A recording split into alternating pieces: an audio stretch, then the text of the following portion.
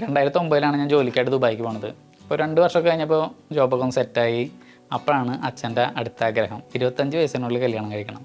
അപ്പോൾ പിന്നെ അമ്മയും അനിയനാണുള്ളത്. അവർ പെണ്ണ് കാണലും കാര്യങ്ങളൊക്കെ തുടങ്ങി. അപ്പോൾ അതിനിടയിൽ ഒരു ഫംഗ്ഷനിൽ വെച്ചിട്ട് അമ്മ ഒരു പെൺകുട്ടീനെ കാണുകയാണ്. അത് അമ്മയുടെ ഫ്രണ്ടിൻ്റെ മകള്. അപ്പം ഞാൻ അങ്ങനെ പറഞ്ഞു, ഇങ്ങനെ ഇഷ്ടമായിട്ടുണ്ട് വന്നാൽ പോവാം എന്ന്. എന്നിട്ട് പോയി, അവനും പാപ്പനും കൂടിയിട്ട് കാണാൻ പോയി. കാണുന്നു, ഇഷ്ടപ്പെടുന്നു, ഇഷ്ടം അറിയിക്കുന്നു, തിരിച്ച് വീട്ടിലേക്ക് വരുന്നു. അവിടെ നിന്ന് പിന്നെ ഒരൊറ്റ റിപ്ലൈ ഇല്ല. ഞങ്ങൾ റിപ്ലൈ കൊടുക്കാൻ 1 വർഷം വൈകി. 1 വർഷം കഴിഞ്ഞിട്ടാണ്. ആരും 1 വർഷം വരെ കാത്തിരുന്ന് റിപ്ലൈ കൊടുക്കുമെന്ന് എനിക്ക് തോന്നുന്നില്ല. ഞങ്ങൾ 1 വർഷം കഴിഞ്ഞ് റിപ്ലൈ കൊടുത്തു. പക്ഷേ ഇഷ്ടമാണ് പറഞ്ഞ് റിപ്ലൈ കൊടുത്താൽ ഉടനടി അങ്ങോട്ട് കയറി വരുന്നൊന്നും വിചാരിച്ചില്ല. പക്ഷെ ആള് വേഗം കയറി വന്നു. ഇപ്പൊ 2 പെണ്ണ് കാണലിനും 2 വർഷത്തെ കാത്തിരിപ്പിന് ശേഷം 2015 ഞങ്ങളുടെ കല്യാണം.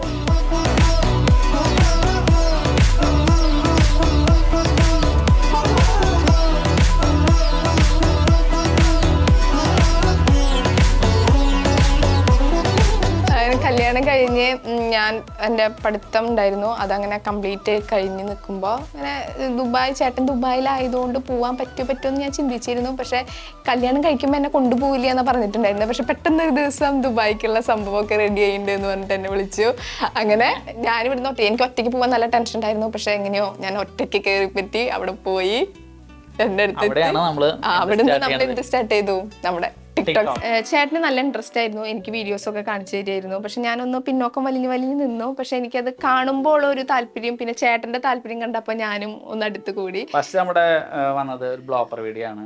നമ്മൾ ഭയങ്കര റൊമാൻറ്റിക് ആയിട്ടാണ് ഉദ്ദേശിച്ചത്. പക്ഷെ ഒരു സ്റ്റെപ്പ് മുകളിൽ നിന്ന് എടുക്കേണ്ട വീഡിയോ ആയിരുന്നു. പക്ഷെ അത് എനിക്ക് എടുക്കാൻ പറ്റാതെ അവിടെ വെച്ചിട്ട് ഞാൻ പോവുകയാണ് ചെയ്തത് അല്ലേ. ആ വീഡിയോ നന്നായിട്ട് ഓടിയിട്ടുണ്ടായിരുന്നു ടിക്ടോക്കിൽ. അപ്പോഴാണ് നമുക്ക് കൂടുതൽ ഇൻട്രസ്റ്റ് ആയി. ആൾക്കാരുടെ കമന്റ് റിയാക്ഷൻ കാര്യങ്ങളൊക്കെ കണ്ടിട്ട് നമുക്ക് ഒരുപാട് ഇൻട്രസ്റ്റ് ആയി വീഡിയോ ചെയ്യാനൊക്കെ. പക്ഷെ ഞങ്ങൾക്ക് വീഡിയോ ചെയ്യാൻ അവിടെ കുറച്ച് ബുദ്ധിമുട്ടായിരുന്നു. അതായത് ഫാമിലി, അതായത് കമ്പനി അക്കോമഡേഷൻ ആയിരുന്നു തന്നെ താമസിക്കണ്ടായിരുന്നത്. വേറെയും കുറെ ആൾക്കാരുണ്ട്. അപ്പോൾ ചേട്ടൻ കാലത്ത് 8:30 പോയി 8 മണിക്ക് മടങ്ങി വന്ന് പിന്നെ നമ്മുടെ എല്ലാ കാര്യങ്ങളും കഴിയുമ്പോൾ ഏകദേശം 10 മണിയാവും. ഈ 10 മണി ആയതും പോരാതെ ബാക്കിയുള്ളവർ ഉറങ്ങാൻ വേണ്ടി കാത്തു നിൽക്കണം. അപ്പോൾ അത് രണ്ടും കൽപ്പിച്ച് ഞങ്ങൾ വീഡിയോ എടുക്കാൻ മെല്ലെ പതിയെ പുറത്തേക്ക് ഇറങ്ങി. വേറെ സ്ഥലങ്ങളൊന്നും ഇല്ല, നമ്മുടെ കിച്ചൺ മാത്രമേ നമുക്ക് ഉണ്ടായിരുന്നുള്ളൂ. കിച്ചണും ആ ചെറിയൊരു ഹാളും, കിച്ചണോട് ചേർന്നിട്ടുള്ള ചെറിയ ഹാള് തന്നെയുള്ളൂ നമുക്ക് വീഡിയോ എടുക്കണ്ടായിരുന്നത്. അത് ഒരുപാട് പേർക്ക് ഇഷ്ടപ്പെട്ടു. അങ്ങനെ ഞങ്ങൾക്ക് വന്ന പേരാണ് കിച്ചൺ കപ്പിൾ.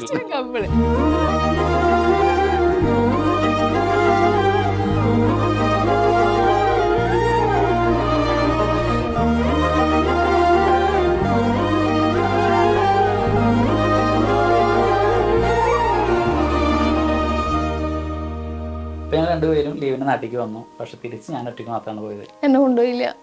കാരണം അവിടെ പിന്നീട് ഞങ്ങളുടെ അക്കോമഡേഷൻ ഒക്കെ ചേഞ്ച് ആയി. അപ്പോൾ ഫാമിലിക്ക് നിൽക്കാൻ പറ്റുന്ന ഒരു അവസ്ഥയായിരുന്നില്ല. അപ്പോൾ സെപ്പറേറ്റ് ആയി നിൽക്കണ വന്നതുകൊണ്ട് തന്നെ ഞങ്ങളുടെ ടിക്ടോക്ക് ജീവിതം അതോടുകൂടി അവസാനിച്ചു. അതും പോരാഞ്ഞ് 2 മാസങ്ങൾക്ക് ശേഷം ഇന്ത്യയിൽ ടിക്ടോക്ക് ബാനാക്കുകയും ചെയ്തു. പിന്നെ അതിനിടയിലാണ് വരുന്നത് നമ്മുടെ കോവിഡ് വന്നതിന് ശേഷം ഇവിടെ എന്തായാലും അങ്ങോട്ട് കൊണ്ടുപോകാൻ പറ്റില്ലെന്ന് എനിക്ക് മനസ്സിലായി. കാരണം ആകെ സാലറി സ്ട്രക്ചറും എല്ലാം മാറി. അപ്പോൾ എനിക്ക് എങ്ങനെയെങ്കിലും നാട്ടിലേക്ക് വന്നാൽ മതിയായി. അപ്പോൾ പിന്നീടാണ് ഒരു ദേവദൂതനെ പോലെ ഇന്ത്യ ഗവൺമെൻറ് മറ്റേ വന്ദേ ഭാരത് എന്നുള്ളൊരു ഓപ്ഷൻ വന്നത്. അവസാനം നമുക്കൊരു 2 മന്ത് 3 മന്ത് ഒക്കെ കഴിഞ്ഞപ്പോഴാണ് ഒരു ഓപ്ഷൻ കിട്ടിയത്. നമുക്ക് കിട്ടിയപ്പോൾ നേരെ നാട്ടിലേക്ക് വന്നു. നാട്ടിലേക്ക് വരുന്നത് സാധാ പോലെ വരാൻ പറ്റില്ല. നമുക്ക് PP കിറ്റ് അതേമാതിരി സംഭവങ്ങളൊക്കെ ഇട്ട് വരണം. കാരണം നമ്മൾ ചെയ്തേ പറ്റുള്ളൂ. കാരണം നമ്മൾ അത്രയും ഭയന്നിരുന്നു കോവിഡിനെ. അപ്പം അങ്ങനെ കയറി വീട്ടിൽ വന്നു. വീട്ടിലാണെങ്കിൽ ക്വാറന്റൈൻ. നമ്മളെ വിളിച്ച് പറയും വീട്ടിലാരും പാടില്ല. ഒരു ഗൾഫിൽ തലപ്രവാസി എന്ന് പറഞ്ഞ ഒരു ഭയങ്കര ഇതായിരുന്നു. 1 മന്ത് ഞാൻ വീട്ടിൽ ഒറ്റയ്ക്ക് ഇരിക്കേണ്ടി വന്നു. ഭക്ഷണമൊക്കെ പഠിക്കല് കൊണ്ടുവന്ന് തരും, അനിയൻ കൊണ്ടുവന്ന് തരും. പിന്നെ ഒരു 26 ഡേയ്സിന് ശേഷമാണ് വൈഫ് വീട്ടിലേക്ക് വന്നത്. അങ്ങനെയാണ് ഞങ്ങൾ പിന്നെ ഒരുമിച്ചായി. പിന്നെ തിരിച്ചെന്തായാലും ഞാൻ പിന്നെ പോകണ്ടെന്ന് വിചാരിച്ചു. ഗൾഫിലേക്ക് ഇനി പോകണ്ടെന്ന് വിചാരിച്ചു. തിരിച്ചു വന്നതിന് ശേഷം ഞങ്ങൾ ജോലിക്ക് ഞാൻ PG കഴിഞ്ഞിരുന്നു. B.Ed കംപ്ലീറ്റ് ചെയ്യാനൊരു ഉദ്ദേശം. ചേട്ടൻ്റെതായ ഒരു ജോലി നോക്കണം എന്ന് തന്നെയായിരുന്നു വിചാരിച്ചത്. പക്ഷെ കൊറോണ ഇഷ്യൂ നമ്മുടെ നാട്ടിൽ നടക്കുന്നതുകൊണ്ട് ജോലി കിട്ടാനുള്ള ഒരു പ്രയാസം ഉണ്ടായിരുന്നു. അപ്പം ഞാൻ പറഞ്ഞു നമുക്ക് നമ്മുടെ ടിക്ടോക്ക്. അപ്പം ഞാനാണ് ഇൻട്രസ്റ്റ് എടുത്തത്. അതിന് മുന്നേ ചേട്ടനാണ് ഇൻട്രസ്റ്റ് എടുത്തതെന്ന് വെച്ചാൽ അതിന് കൊറോണ കഴിഞ്ഞതിന് ശേഷം ഞാൻ ഇൻട്രസ്റ്റ് എടുത്തു. ചേട്ടാ നമുക്ക് ഒന്ന് ചെയ്താലോ. ചേട്ടന് ഓൾറെഡി അത് ഇൻട്രസ്റ്റ് ഉള്ള കാരണം എൻ്റെ കൂടെ വന്നു. ആദ്യമൊന്നും തീരെ ക്ലിക്കായില്ല. പിന്നെ എന്തോ ഭാഗ്യം കൊണ്ട് അമ്മേനെ കൊണ്ടുവന്നപ്പോൾ നല്ല റീച്ച് കിട്ടിയിരുന്നു. അമ്മ നമ്മൾ ഫാമിലി വീഡിയോസ് ആണ് ചെയ്യാറ്. അമ്മ നമ്മുടെ കൂടെ ചേർന്നപ്പോൾ നല്ല റീച്ചും കാര്യങ്ങളുണ്ടായിരുന്നു. പക്ഷെ ഒരു 2 വീഡിയോ ഉണ്ട്. ആ 2 വീഡിയോ ആണ് നമ്മളെ നല്ല രീതിയിൽ ജീവിതം മാറ്റിമറിച്ചത്. ഒരു 1 വീക്ക് കൊണ്ടൊക്കെ 5 lakh ഫാമിലി നമ്മളിലേക്ക് കടന്നു വന്നത് ആ വീഡിയോ കൊണ്ടാണ്.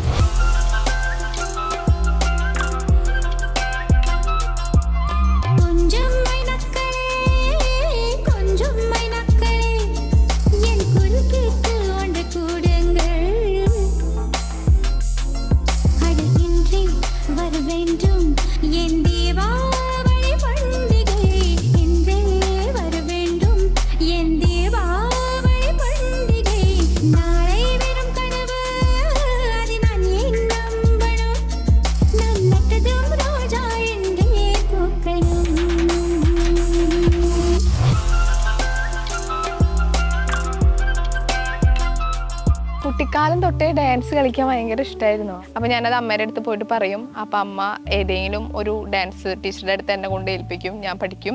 അരങ്ങേറ്റമാകുമ്പോൾ അതിനുള്ള, അതായത് ഞാൻ അരങ്ങേറുന്ന സമയത്ത് അവർ 15 അങ്ങടാണ് പറഞ്ഞിട്ടുണ്ടായിരുന്നത്. അത്രയും തുക എൻ്റെ അമ്മയുടെ കയ്യിൽ എടുക്കാണ്ടായില്ല. അപ്പോൾ അതിന്ന് ഒഴിഞ്ഞു പോരും. വീണ്ടും എനിക്ക് ഈ ആഗ്രഹം മൂക്കും. ഞാൻ അമ്മയുടെ അടുത്ത് പോയി പറയും. അമ്മ ഇങ്ങനെ ഡാൻസ് സ്കൂളിൽ പോയി ചേർക്കും.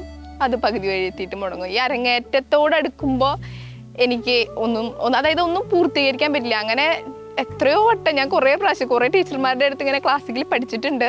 പക്ഷെ എനിക്കൊന്നും മുഴുവീകരിക്കാൻ പറ്റിയിട്ടില്ല. ചേട്ടനോട് കഥകളൊക്കെ പറഞ്ഞു. കഥകൾ പറഞ്ഞപ്പോൾ ചേട്ടൻ പിന്നെ എന്നെ നേരെ പോയി ഒരു ടീച്ചറുടെ അടുത്ത് പോയി പഠിപ്പിച്ചു. ഞാൻ പഠിച്ചു, എന്നെ അരങ്ങേറി. എനിക്കൊരുപാട് സന്തോഷമായി. ഞാൻ ഒരിക്കലും എനിക്കിങ്ങനെ അരങ്ങേറാൻ പറ്റുമെന്ന് വിചാരിച്ചില്ല. ആഗ്രഹം കല്യാണം കഴിഞ്ഞിട്ടാണ്, എൻ്റെ കുട്ടിക്കാലത്തെ ആഗ്രഹം കല്യാണം കഴിഞ്ഞിട്ടാണ് ശരിക്കും നടന്നത്.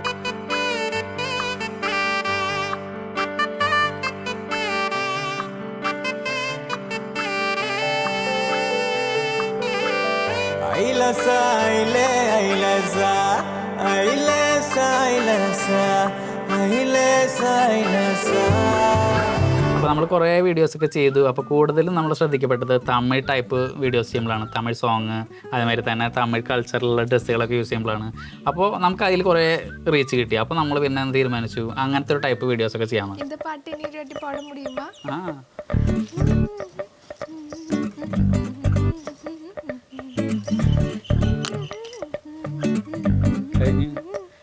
അപ്പോൾ നമുക്ക് തമിഴ്നാട്ടിൽ നിന്ന് അതേമാതിരി കേരളത്തിന് പുറത്തുള്ള സ്ഥലത്തു നിന്ന് ഒരുപാട് കമൻറ്റുകൾ കാര്യങ്ങളൊക്കെ വന്നപ്പോൾ ഒരുപാട് ഹാപ്പി ആയില്ലേ. ഹിന്ദി സോങ്ങുകളൊക്കെ ഞങ്ങൾ അങ്ങനെയാണ് ട്രൈ ചെയ്തത്. ഞങ്ങൾ ഓരോ വ്യത്യസ്ത സോങ്ങുകൾ ഇങ്ങനെ ട്രൈ ചെയ്ത് തുടങ്ങി.